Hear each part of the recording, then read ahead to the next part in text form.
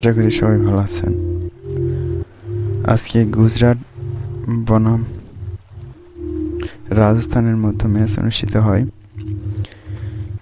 Rajasthan Royals প্রথমে bat করে নির্ধারিত 20 ওভারে 3 উইকেট হারিয়ে 196 রান করেন।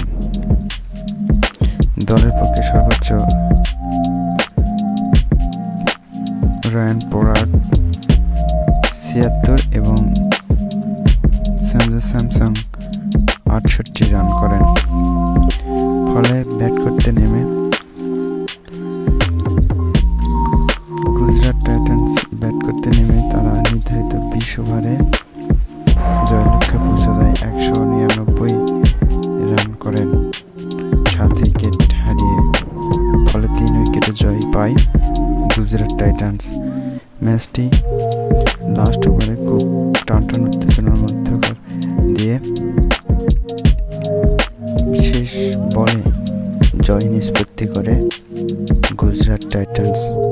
দলের পক্ষে শেষের দিকে অসাধারণ খেলেন রশিদ খান। 11 বলে 24 রান করে তিনি ম্যাচটাই জয়লাভ করেন। গুজরাটের হয়ে সর্বোচ্চ রান করেন সুমন গিল, 72 রান করেন। সবাইকে ধন্যবাদ বন্ধুরা। পরবর্তী ভিডিও দেখার জন্য আমার চ্যানেলটিকে সাবস্ক্রাইব করে রাখুন এবং আইপিএল এবং ক্রিকেটের যত খেলা সব আমার এই চ্যানেলে পাবেন। সবাইকে ধন্যবাদ আমার ভিডিওটি দেখার জন্য।